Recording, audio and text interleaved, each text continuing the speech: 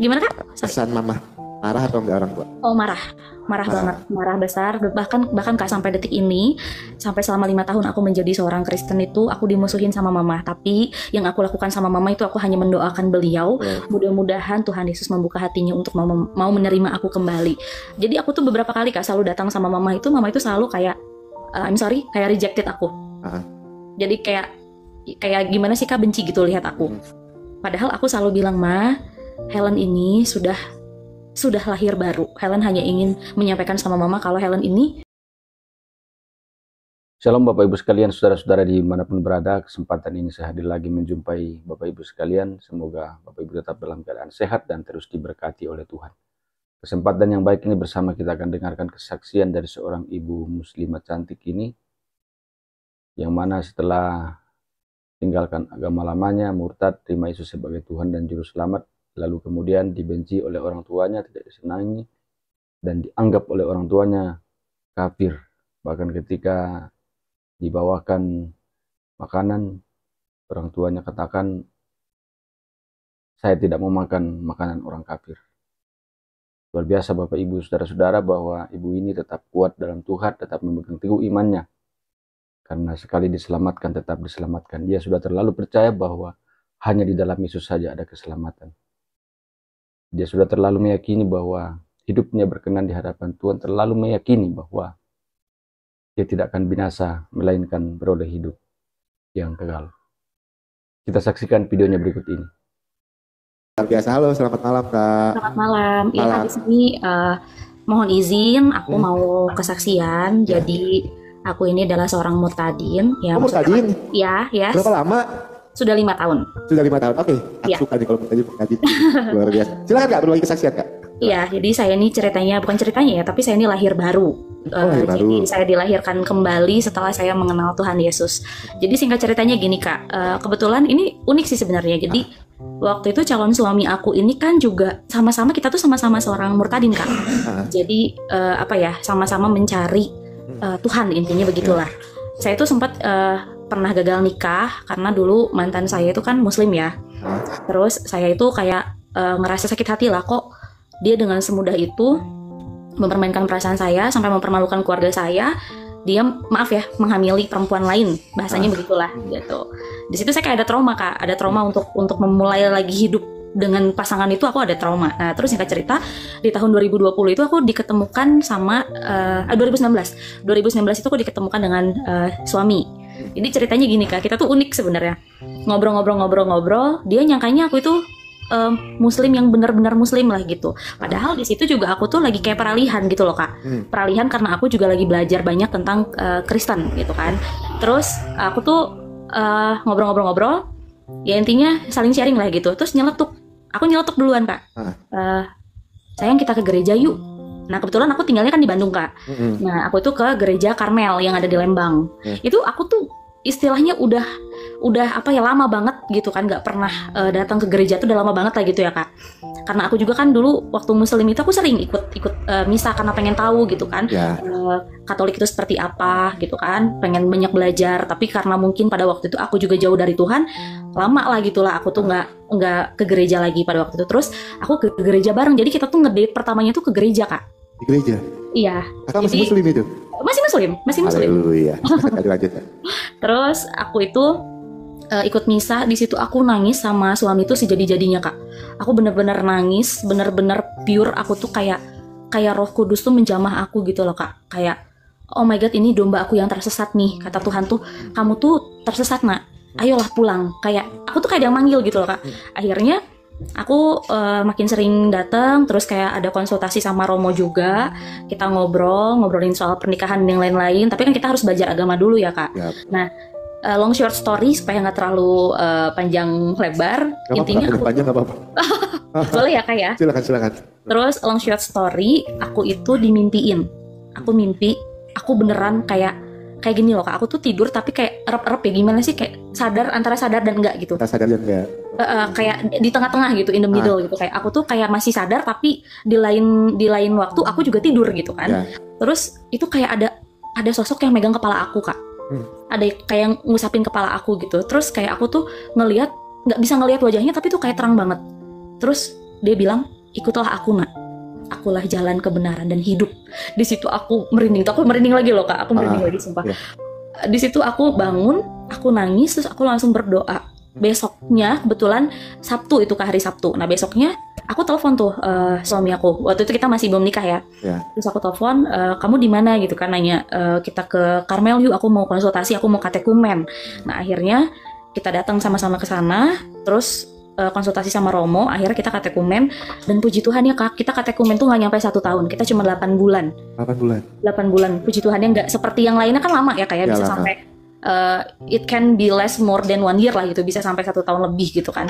Tapi puji Tuhan aku dikasih waktu sama Romo, dalam waktu 8 bulan aku sudah dibaptis, puji Tuhan, haleluya gitu Kak. Aku juga sebenarnya di Islam itu aku bisa ngaji, aku bisa baca Quran.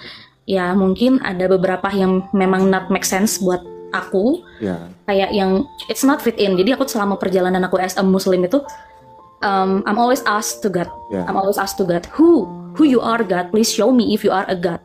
Aku selalu bilang gitu, di dalam sholat aku selalu bilang, Tuhan yang mana yang aku sembah selama ini, aku nggak tahu wujudnya kayak gimana, aku nggak tahu dia itu seperti apa. Aku sampai malam itu Kak, aku ingat banget terakhir aku tahajud itu, aku bilang, Tuhan show me, kalau misalkan Tuhan memang betul ada real di hadapan aku, maka tunjukkanlah. Itu yang setelah itu aku, yang tidur aku erep-erep itu tuh, aku setelah itu tuh abis kejadiannya tuh abis sholat malam itu Kak. Habis sholat malam. Abis sholat malam itu gitu kan. Ditunjukkan, ternyata Tuhan Yesus kebenarannya. Langsung ditunjukkan. Haleluya. Yohanes 14 ayat 6 ya. Kak, aku boleh tanya sedikit ya Kak? Boleh Kak. Aku selalu tanya nih ketika dengar kesaksian Mas Kadinya, Kak. Yang pertama aku mau tanya, orang tua sekarang agamanya Muslim. Masih Muslim. Muslim. Papa, mama masih ada? Papa sudah tidak ada. Papa sudah meninggal. Mama tinggal masih mama. ada. Pesan mama, tahu kakak berpindah agama? Gimana Kak? Pesan mama, marah atau enggak orang tua? Oh marah banget, marah besar. Bahkan Kak, sampai detik ini, sampai selama 5 tahun aku menjadi seorang Kristen itu, aku dimusuhin sama mama. Tapi yang aku lakukan sama mama itu, aku hanya mendoakan beliau. Mudah-mudahan Tuhan Yesus membuka hatinya untuk mau menerima aku kembali. Jadi aku tuh beberapa kali Kak selalu datang sama mama itu selalu kayak I'm sorry, kayak rejected aku. Jadi kayak gimana sih Kak, benci gitu lihat aku. Padahal aku selalu bilang, Ma, Helen ini sudah lahir baru. Helen hanya ingin menyampaikan sama mama kalau Helen ini tetap anak mama sampai kapanpun. Dan bahkan sampai orang tua aku tuh Kak, dia maksa-maksa aku, nge-force aku untuk back again to Muslim. Tapi aku bersikukuh, aku nggak mau. Tapi bukan menolak secara tidak baik Kak. Aku menolak, aku bilang inilah Tuhanku, inilah jalanku yang selama ini Helen cari mah. Jadi beliau ini selalu berbenturan dengan aku Kak.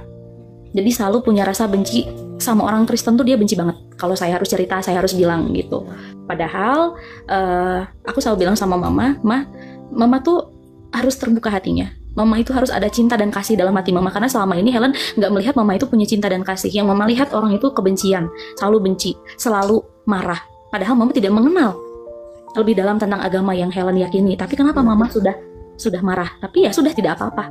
Bahkan aku sampai, maaf nih Kak, aku datang bawa makanan aku dibuang. Yes, katanya mama nggak mau nerima makanan dari orang kafir. Bahasanya sampai kayak gitu ke aku Kak. Dari orang kafir katanya ya? Orang kafir, iya. Terus bahkan tidak menghargai suami aku sampai detik ini. Katanya kamu murtad gara-gara suami. Padahal belum ketemu pun aku tuh sudah apa ya, mencari tahu ya. Udah mencari tahu, iya Kak, sendiri. Dan yang membantu aku tuh, aku sampai kalau ingat Melita, almarhum Melita itu aku sedih Kak. Kenapa? Karena Melita Sidabutar, iya betul. Melalui lagunya, aku sangat ngefans sekali Kak, betul. Melalui lagunya melalui lagunya Melita, yang penolong yang setia itu, aku itu jadi semakin apa ya Kak, semakin faith, aku tuh semakin yakin gitu. Oh iya, Tuhan Yesus itu baik. Kenapa sih selama ini aku tidak menyadari itu? Sampai aku pengen belajar lebih jauh lagi. Bahkan aku masih sempetin, aku kan selalu meyakinkan diri aku ya Kak. Maksudnya aku sholat itu bukan aku labil atau apa, tapi aku pengen yakin nih, Tuhan show me gitu kan, Tuhan tunjukinlah sama aku gitu kan, bahwa Engkau itu ada dan hidup. Makanya aku pengen tahu Tuhan yang aku sembah itu Tuhan yang mana, kan begitu Kak. Ya, betul. Akhirnya aku terpanggil lah di situ. Ketemu, dipegang kepalaku, itu kayak aku tuh, ini beneran atau gimana gitu kan. Aku sampai kayak, ini gimana sih kok bisa gitu, sampai kayak aku tuh merinding Kak. Kalau aku selalu ingat kesaksian aku di malam itu, aku tuh selalu nangis, aku selalu kayak oh iya Tuhan Yesus itu baik, Tuhan Yesus itu punya rencana yang baik sama aku dan suami. Dan bahkan Kak, maaf ya aku jadi sedih. Kenapa? Aku bahkan aku nggak apa-apa cerita di sini ya Kak, ya maksudnya kesaksian aja. Bahkan aku sama mamaku sendiri itu pernah mau dijual ke laki-laki yang hidung belang lah, maaf kalau aku bilang. Sampai dia terobsesi karena ingin kekayaan, karena ingin harta, sampai mau memanfaatkan anaknya sendiri untuk hal itu. Gitu Kak. Makanya aku kalau inget apa yang mamaku berikan sama aku itu, lukaku tuh banyak Kak. Tapi aku dipulihkan lagi sama Tuhan Yesus. Aku tidak boleh membenci orang tuaku, walaupun orang tuaku memberikan luka yang luar biasa, deep dalam buat aku, membekas banget Kak. Tapi ya aku percaya kalau Tuhan Yesus itu akan memulihkan aku. Puji Tuhan sampai sekarang aku aku tuh bisa survive lah gitu. Bahkan aku pernah sakit Kak. Aku pernah sakit parah juga. Aku kena autoimun. Tapi puji Tuhan ya aku disembuhkan lagi sama Tuhan gitu. Parah banget itu, nggak tahu lah katanya sih kalau kata orang ya, tapi kan aku tetap percaya Tuhan aku itu Tuhan yang tidak bisa dikalahkan lah gitu, Tuhan yang berkuasa, Tuhan yang maha dahsyat, maha segalanya buat aku. Katanya sih kalau pandangan orang yang lihat sakitnya aku itu katanya dikerjain sama kerabat ya dekat aku sendiri lah, intinya yang nggak tahu lah, nggak suka sama aku atau gimana. Tapi puji Tuhan Yesus itu aku nggak minta tolong sama siapa-siapa Kak. Yang aku lakukan itu aku novena, aku doa malam, aku doa tombak tikam setiap malam jam 3 aku bangun. Aku doa kerahiman ilahi, aku minta doa perlindungan dari Santo Mikael. Puji Tuhan, segala hal-hal buruk Tuhan patahkan. Itulah yang aku rasa. Merinding bisa dengar kesaksian Kak, serius. Nah, terkait apa yang Kakak sampaikan tadi, Kakak nggak perlu khawatir ya. Di dalam kisah para rasul jelas sekali satu orang diselamatkan, istri rumah itu akan diselamatkan. Ketika Kakak dibenci juga, Kakak jangan takut Kak, karena Tuhan Yesus kan lebih dulu dibenci. Ketika Kakak dihina, Kakak nggak usah takut, Tuhan Yesus lebih dulu dihina dibandingkan kita Kak. Markus 13 ayat yang ke-13, kamu akan dibenci oleh karena namaku, tapi yang bertahan sampai pada kesudahannya, ia akan diselamatkan. Itu harus kita pegang. Nah, aku mau tanya lagi. Boleh. Ini poin yang paling pentingnya nih Kak. Gak apa-apa ya. Itu maaf ya kalau saya banyak tanya. It's okay, gak apa-apa. Yang saya takutkan begini Kak. Kakak kesaksian di atas, banyak roh-roh jahat itu yang bergelora hatinya di bawah mendengarkan panasan di bawah. Tapi nggak masalah, biarin aja itu kan, biarkan roh jahat mereka.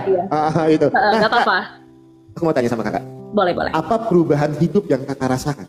Ketika Kakak dulu belum mengenal Tuhan Yesus, Kakak masih di agama sebelah, dan sekarang Kakak mengenal Tuhan Yesus di dalam kehidupan Kakak. Apa perubahan yang benar-benar terlihat sangat berdampak gitu loh? Apa Kak?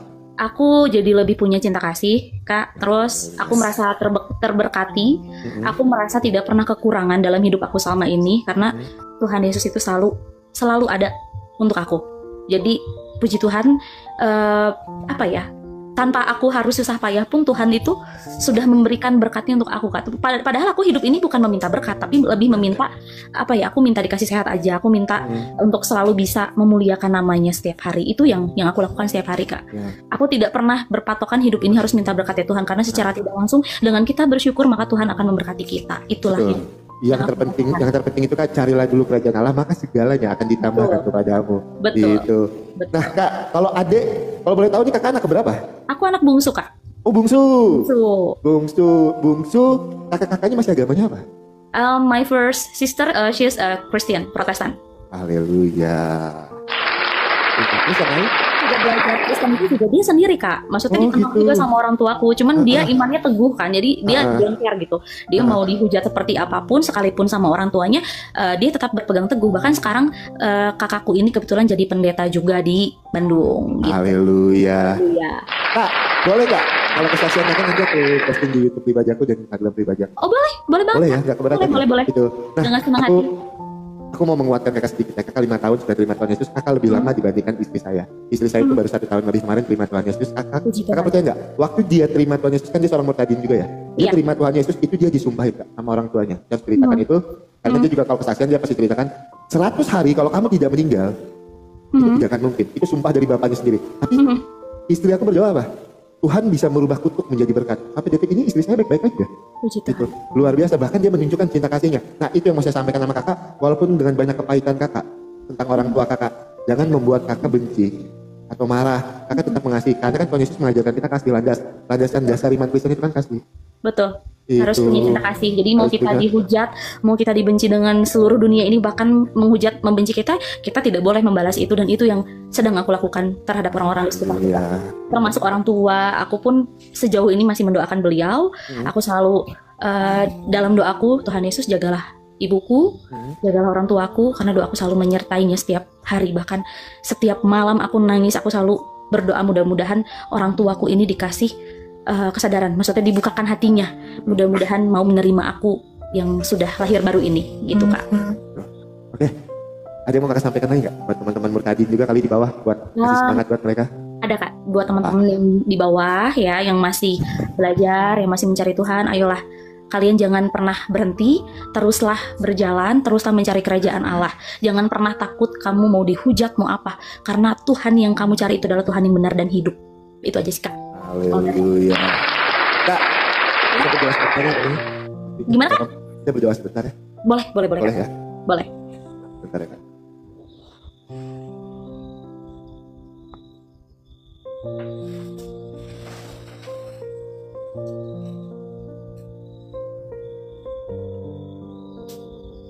Kalau musik nggak bisa, langsung aja.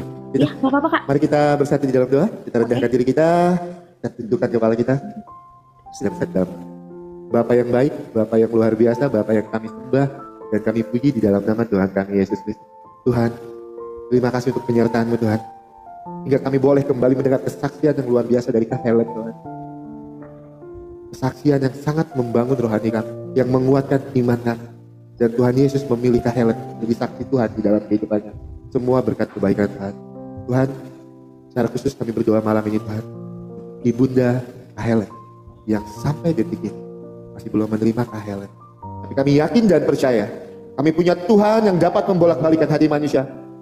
Mungkin sekarang Ibunda tidak menerima Kak Helen, tapi kami yakin dan percaya segala kerinduan Kak Helen untuk Ibunda menerima Tuhan Yesus sebagai Tuhan dan Juru Selamat akan Tuhan jawab di waktu yang tepat. Karena janji Tuhan, ya dan amin di dalam kehidupan kami. Dan kami percaya Tuhan, di dalam Kisah Para Rasul, satu orang diselamatkan, seisi rumah diselamatkan. Tuhan, kami juga berdoa untuk Kak Helen dan suami Tuhan. Apapun yang menjadi aktivitas mereka, apapun yang menjadi pekerjaan mereka Tuhan, Tuhan berkati kehidupan mereka. Amin. Tuhan cukupkan kehidupan mereka Tuhan. Kalau ada pergumulan di dalam rumah tangga mereka, kami yakin dan percaya rancangan Tuhan, rancangan yang indah di dalam kehidupan Kak Helen dan suami. Rancangan Tuhan bukan rancangan kecelakaan di dalam kehidupan Kak Helen dan suami. Tuhan, pada malam ini kami semakin yakin Tuhan, apa yang tertulis di dalam Filipi 2 ayat 10 sampai ke 11. Segala yang ada di langit, segala yang ada di atas bumi, segala yang ada di bawah bumi bertekuk lutut menyembah, dan segala lidah boleh mengaku Yesus Kristus adalah Tuhan bagi kemuliaan Allah Bapa. Semakin banyak jiwa-jiwa yang terselamatkan, semakin banyak orang percaya kalau Tuhan Yesus adalah Tuhan dan Juru Selamat. Terima kasih Tuhan untuk setiap kebaikan Tuhan. Pakai Kak Helen Tuhan untuk menjadi berkat bagi keluarganya, untuk menjadi berkat bagi orang-orang di sekitarnya, untuk menjadi garam dan terang dunia. Terima kasih Tuhan, di dalam nama Tuhan Yesus Kristus kami berdoa dan mengucap syukur. Amin. Amin. Kak Helen, terima kasih banyak ya.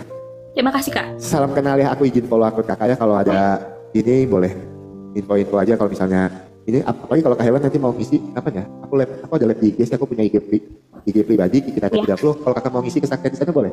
Gitu. Boleh. Nanti boleh, Kak. Nanti aku hubungi kakak ya. Gitu. Ya, jadi bukan buat ini, kita memberkati melalui kesaksian. Kakak ya. Betul. Ya. Oke, Kak Helen terima kasih banyak ya. Tuhan Yesus memberkati. Salam buat suami ya, salam buat keluarga. Amin. Terima kasih Kak. Tetap kuat pikul salib, tetap jadi saksi Tuhan di dalam kehidupan kita. Hidup untuk Kristus, mati adalah sebuah keuntungan. Selamat malam. Shalom, selamat malam Kak. Tuhan Yesus memberkati. Terima kasih. Terima kasih Kak. Shalom saudara-saudara sekalian dimanapun berada, kesempatan ini bersama kita akan dengarkan kesaksian dari seorang ibu asal Batak. Luar biasa bahwa ibu ini 2 kali mualaf dan terakhir ia sungguh-sungguh sudah menyadari bahwa memang menjadi seorang pengikut Kristus itu harus pikul salib. Banyak ujian sebagai bagian dari cara Tuhan untuk melihat apakah betul-betul beriman, apakah betul-betul sungguh-sungguh setia dalam Tuhan. Luar biasa saudara-saudara, perjalanan hidup ibu ini pontang-panting ya, menghadapi suka duka kehidupan, dan saat ini betul-betul menjadi seorang yang percaya kepada Kristus, menjadi seorang beriman luar biasa. kepada Tuhan. Kita dengarkan kesaksiannya berikut ini.